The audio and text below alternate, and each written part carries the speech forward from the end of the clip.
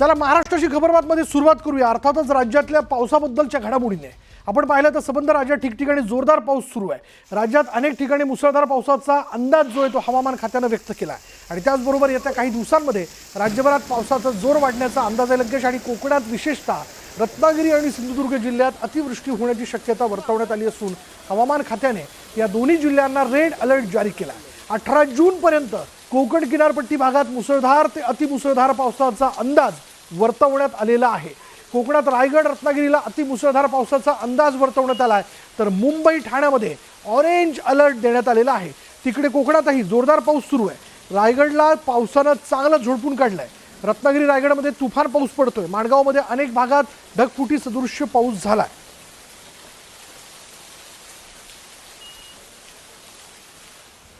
आणि मुंबईत ही अंधेरीतली दृश्य आहे। मिलन सबवे त्या ठिकाणी देखील पाणी साचल्याचं आपण बघतो। दरवर्षी या ठिकाणी पाणी साचतं, त्यावरती ठोस अशी काही उपाययोजना आतापर्यंत होऊ शकली नाही, पण यंदा त्याच्यात जर आपण बघितलं तर कचरा देखील या पाण्याचा निचरा होण्यामध्ये अडथळा ठरतोय। कचरा देखील या पाण्याबरोबर वाहत जाताना आपण पाहतोय। तुर्तास तरी सुदैवानं पश्चिम रेल्वेच्या वाहतुकीवरती या सगळ्या पावसाचा कुठलाही परिणाम झाल्याची काही घडामोड किंवा बातमी आपल्यापर्यंत पोहोचलेली नाही आहे।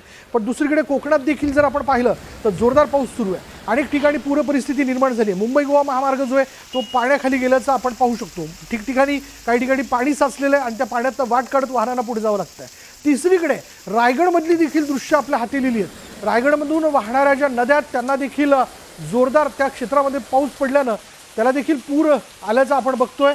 पाण्याचा प्रवाह मोठ्या प्रमाणात हा पात्र सोडून वाहताना आपण पाहतोय आणि त्यामुळे ठिकठिकाणी गावांना देखील म्हणजे या नदीकाठच्या गावांना देखील सतर्कतेचा इशारा देण्यात आलेला आहे।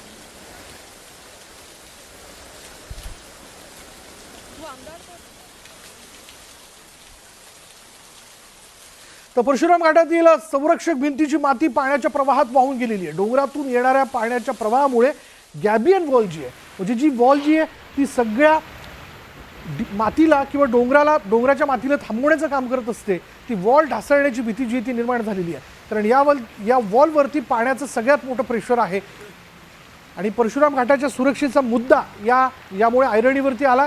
परशुराम घाटातील संरक्षक भिंत ही कोसळली आहे, त्यामुळे हा मातीचा भराव जो आहे तो खालच्या दिशेने वाहून जाताना या पाण्याबरोबर वाहून जाताना बघायला मिळतोय।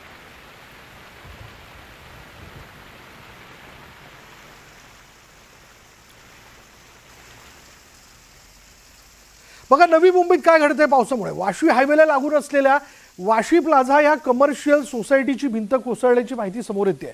भिंत पडल्यानं तिथे पार्किंग केलेल्या अनेक 2 व्हीलर गाड्या या भिंतीखाली दाबल्या गेल्या, तर एक टेम्पो देखील यात दबला गेलेला आहे। सुदैवाने यात कोणी जखमी झालेलं नाही आणि रात्रीपासूनच सुरू असलेल्या संततधार पावसामुळे वाशी प्लाझा इथे आधार भिंत जी आहे ती कोसळून खाली खचली आणि या अपघातात 10 ते 15 दुचाकी आणि एका टेम्पोचं मोठं नुकसान झालेलं आहे।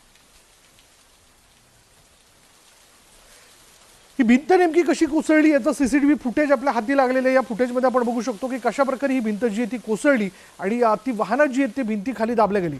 या भिंतीला लागूनच एक झाड देखील होतं, ते झाड देखील कोसळलं आणि ते रस्त्यावरती आलेलं आहे। दुसरी दृश्य आपण जी बघतोय त्या दुसऱ्या दृश्यांमध्ये आपण बघू शकतो की वाहनांचं कशा पद्धतीने नुकसान झालं आणि ही वाहनं भिंतीखाली कशा प्रकारे दाबल्या गेली।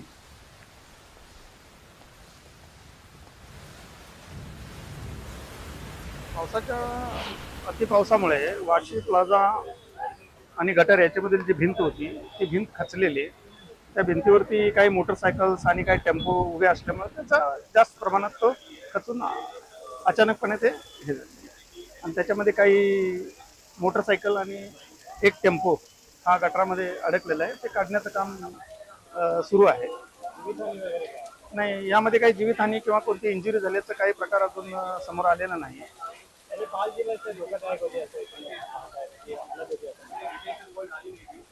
नाही, याबद्दल चौकशी करून बघू या आपल्याकडे काय त्याची माहिती होती का। Sukhdev Yedve, ward officer. पावसाच्या अतिपावसामुळे वाशी प्लाझा आणि गटर याच्यामधील जी भिंत होती ती भिंत खचलेली आहे।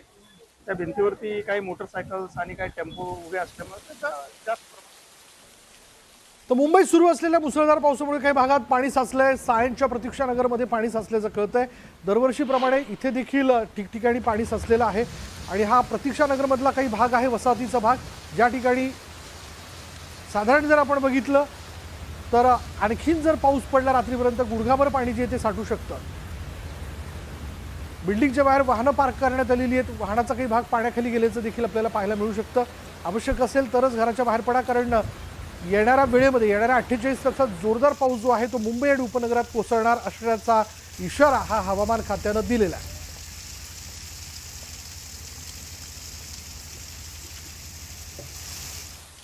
जाऊयात कोकणात. संगमेश्वरमधील मागजन बाजारपेठ जी आहे ते मागजन पेठेमध्ये पाणी शिरलं. ही बाजारपेठ पाण्याखाली गेली आहे. गड नदीचं पाणी तिथं शिरल्याचं कळतं आणि व्यापाऱ्यांचं यामुळे मोठं नुकसान झालं आहे. रत्नागिरी जिल्ह्यामध्ये पावसाचा जोर वाढत असताना दिसून येतोय आणि संगमेश्वर तालुक्यातील मागजन बाजारपेठेमध्ये पाणी शिरलंय. गड नदीचं पाणी या बाजारपेठेत शिरलं असून व्यापाऱ्यांचं अतोनात नुकसान झालंय. दरवर्षी आम्हाला प्रशासनाकडून नोटीस येते आणि त्यात स्पष्टपणे म्हणलेलं असतं की व्यापाऱ्यांनी आपल्या वस्तूंसकट पावसाळ्यातले 4 महिने दुसरीकडे राहायला जावं. मात्र आम्ही राहायला जायचं कुठे, खायचं काय, असा प्रश्न इथले व्यापारी विचारताना दिसतात. मागजन बाजारपेठेच्या पुरातून आढावा घेतला आमचे रत्नागिरीचे प्रतिनिधी राजेश जाधव यांनी. काय तुमची व्यथा आहे, नक्की पुढं काय करणार आहात? नाही, हे आमचं दरवर्षीच आहे. कसं होतं, मागजन हे दिसण्यात येत नाही. चिपळून कसं त्यावेळी पूर आला तेव्हा ते हायलाईट झालं. मागजनला हा दरवर्षीचा 7 ते 7-8 वेळा तरी पाणी भरतं. त्यामुळं आमच्या इथलं जसा चिपळूणचा डबल म्हणजे दुसरा टप्पा घेतला तसाच मागजनचा पण, म्हणजे ह्या मागजनच्या गड नदीचा दुसरा टप्पा घेऊन गाळमुक्त करावं असं आम्ही शासनाला सांगू. नाही, आता तुमचा जो माल भरलेला आहे, आता मग त्याचं काय करणार, त्याचं काय इन्शुरन्स करणार, काय नक्की सरकारी कोण अधिकारी आले होते का, काय व्हिजिट करून गेले का? नाही, सरकारी म्हणजे तलाठी ऑफिसमधनं आम्हाला पहिलं नोटीस पाऊस चालू व्हायच्या अगोदर झाला की तुमचा माल. तर माणगावहून रायगडकडे जाणाऱ्या मार्गावर दरड रस्त्यावरती कोसळलेली आहे. पळसगाव ते घरोशी दरम्यान ही दुर्घटना घडली. रस्त्यावर आलेले दगड हटवण्याचं काम सुरू करण्यात आलंय. डोंगरापासून सैल झालेले आणखी दगडाचे तुकडे रस्त्यावर येण्याची शक्यता वर्तवली जाते. त्यामुळे या मार्गावरनं प्रवास करताना काळजी घ्यावी असं आवाहन प्रशासनाच्या वतीने करण्यात आलंय.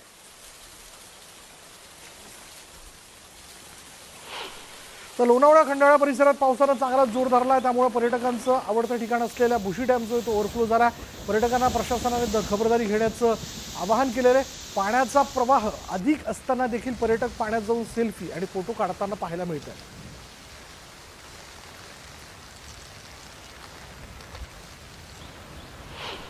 कोल्हापुरातील राजाराम बंधारा पाण्याखाली गेला आहे. कोल्हापुरात सुरू असलेल्या मुसळधार पावसामुळे या ठिकाणी पाणी पातळीत चांगलीच वाढ झाली आहे. गेल्या काही दिवसांपासून सुरू असलेल्या मुसळधार पावसाने कोल्हापूर शहर आणि जिल्ह्यात हाहाकार माजवला आहे. रविवारी दिवसभर कोसळलेल्या पावसामुळे राजाराम बंधारा पूर्णपणे पाण्याखाली गेलेला आहे आणि जिल्ह्यात काही ठिकाणी जोरदार तर काही ठिकाणी मध्यम स्वरूपाचा पाऊस आहे. या ठिकाणी असलेल्या 5 धरण क्षेत्रांमध्ये अतिवृष्टीची नोंद करण्यात आली आहे.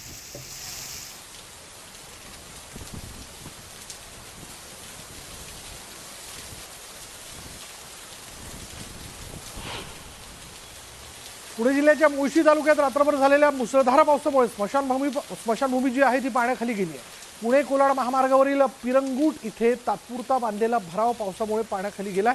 तर नवीन पुलाच्या कठड्यापर्यंतही पाणी आलं होतं आणि या ठिकाणच्या ओढ्याला बंधाऱ्याचं स्वरूप प्राप्त झाल्यानं सकाळपासूनच या ठिकाणी बघ्यांची मोठ्या प्रमाणात गर्दी झालेली बघायला मिळाली.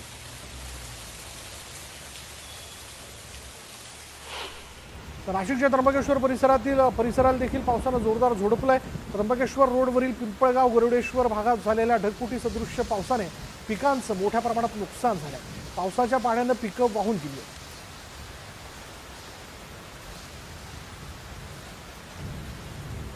तर नाशिक जिल्ह्यातील त्र्यंबकेश्वर या ठिकाणी देखील जोरदार पाऊस बरसला आणि त्यामुळे शेतीचं मोठ्या प्रमाणात नुकसान झालेलं आहे. भात शेती जी आहे ती वाहून गेल्याचं या दृश्यांमध्ये आपल्याला पाहायला मिळू शकतं.